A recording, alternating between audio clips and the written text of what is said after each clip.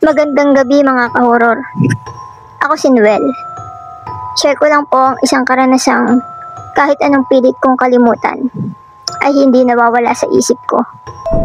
Nangyari po ito taong 2018 noong umuwi ako sa bayan ng Ariat, Pampanga para dalawin ang lupa na naiwan sa amin ng lolo ko.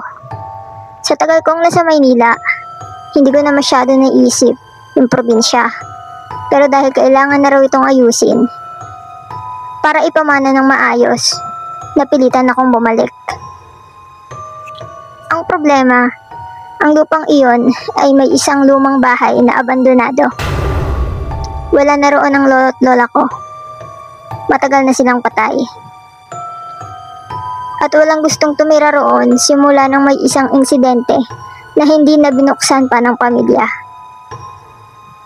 Ang sabi ng mga kapitbahay, simula nang mamatay ang lolo ko roon, iba na raw ang presensya sa bahay.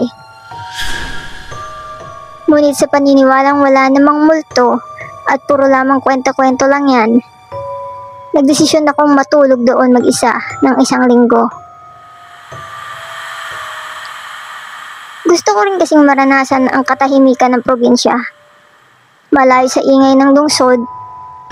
Pero ang hindi ko alam, ang katahimikang yun ay may itinatagong sumpa. Sa unang araw, normal lang lahat. Nilinis ko ang paligid, pinunasan ng alikabok sa mga lumang gamit, at inispeksyon ang bawat sulok ng bahay. Napansin kong marami sa mga lumang kagamitan ay hindi na inusog pa. Tila ba iniwan kung nasaan sila huling ginamit. May isang malaking orasan sa sala. Gawa sa kahoy at may makinang lumalangit-ngit tuwing 2:00 ng madaling araw. Sa likod ng bahay, may isang punso. Mga 1 metrong taas. Natatabunan ng mga tuyong dahon. Alam kong may pamahiin ukol sa punso. Pero hindi ko ito masyado pinansin. Mali pala ako. Pagkalipas ng 3 araw, nagsimula na ang mga kakaibang pangyayari. Nagsimula sa simpleng tunog, kaluskos sa kisame. Tila may naglalakad sa itaas, pero ako lang naman ang naroon. Isang gabi, habang natutulog ako, naramdaman kong may bumaba sa dulo ng kama ko. Parang may naupo. Nang dumilat ako, wala naman akong nakita. Ngunit hindi na ako nakatulog pa. Parang may nakamasid sa bawat galaw ko. Kinabukasan, nag-ikot ako sa paligid ng bahay.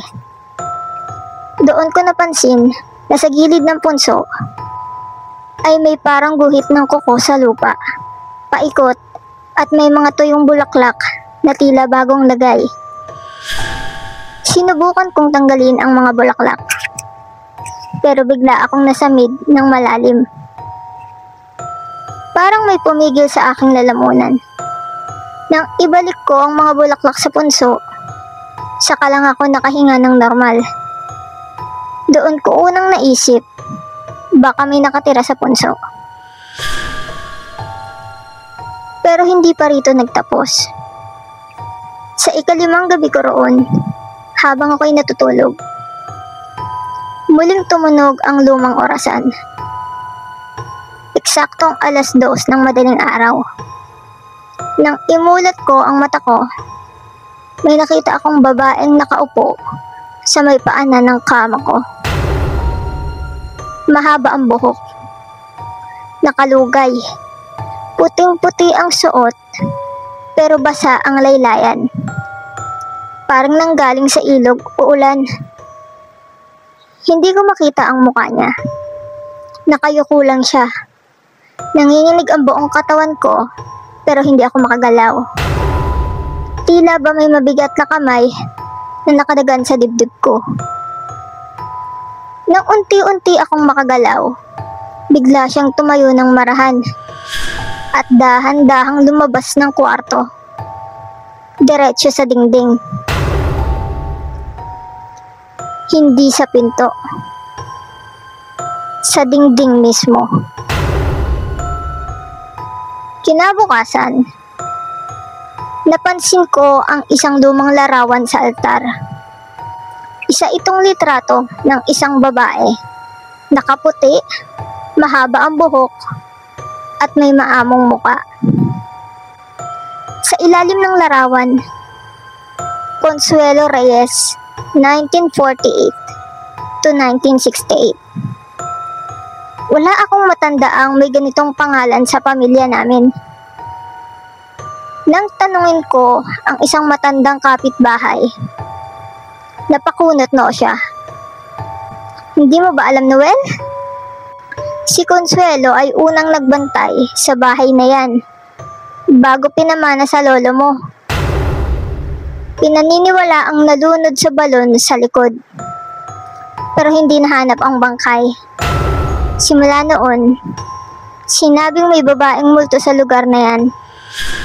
Sa huling gabi ko roon, nagdasal ako bago matulog. Pero hindi na ako umasa na makakatulog ng mahimbing. At gaya ng inaasahan, 2:00, tumunog muli ang orasan. Ngunit sa pagkakataong ito, hindi na babae lang ang nakita ko. Sa kisame, may nakalambitin na anino. Parang katawan ng isang babae. Nakatalongko, nakadikit sa kahoy. Dahan-dahan siyang bumaba, hindi gamit ang paa, kundi gumagapang na parang ahas sa hangin. Tumigil siya sa harap ng mukha ko, at doon ko nakita, wala siyang mata. Wala rin siyang bibig. Ang buong mukha niya ay parang hinilma ng putik. Isang nakakakilabot na anyo. Napasigaw ako. Napabalikwas. Nang magbukas ako ng ilaw, wala na siya. Kinabukasan, hindi na ako nagpaalam kahit kanino. Iniwan ko ang bahay, ang lupa, at lahat ng gamit ko. Bumalik ako ng Maynila at hindi na lumingon pa. Hanggang ngayon, hindi ko alam kung totoo ang lahat ng nakita ko. Pero tuwing 2:00 ng madaling araw, naririnig ko pa rin ang tunog ng lumang orasan sa panaginip ko. At minsan, pagdilat ko, amoy lupa ang paligid. Boss Pao, kung may pagkakataon kang tumira sa isang lumang bahay na may punso at balon, tandaan mo lang, hindi lahat ng tahimik ay payapa. Minsan, ang katahimikan ay hudyat ng presensyang hindi mo kayang harapin.